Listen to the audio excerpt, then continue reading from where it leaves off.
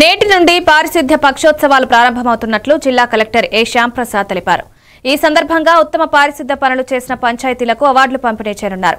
పారిశుద్ధ్యంలో నిర్లక్ష్యం చేస్తే సంక్రమ చర్యలు తీసుకుంటామని కలెక్టర్ హెచ్చరించారు. ప్రజలు అధికారులు కలిసి సమర్థవంతంగా పారిశుద్ధ్య కార్యకలాపాలు చేపట్టాలని ఆకాంక్షించారు.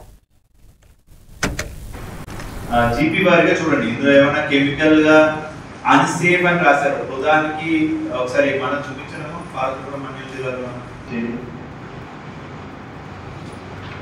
అది నొక్కాలి అంటే రిపోర్ట్ ఏం చూడాలని మీకు తెలియాలి.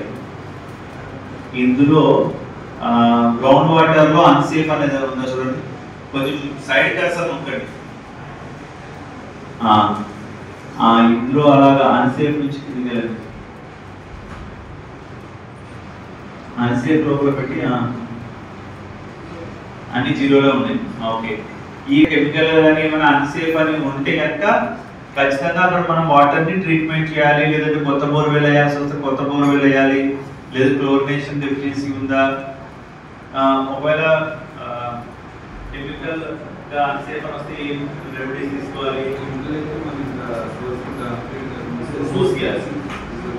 అదే హార్డ్నెస్ మెటల్ క్యాడ్మియం లేకుంటే సో ఏమొస్తే ఏదైనా ఎక్కువ అన్సేఫ్ గా ఉంటే కనుక వెంటనే ట్రీట్మెంట్ చేసే బాధ్యత ERBS చెప్పండి. బడ్జెట్ కావాలంటే పంచాయతీ నుంచి కానీ మండల పరిషత్ నుంచి తీసుకొని, ఒకవేళ సరిపోకపోతే జిల్లా పరిషత్ నుంచి కూడా మనం మీట్ అవుతాము. బట్ అట్టి పరిస్థితుల్లో అన్సేఫ్ వాటర్ పబ్లిక్ వెళ్ళడానికి వీల్లేదు.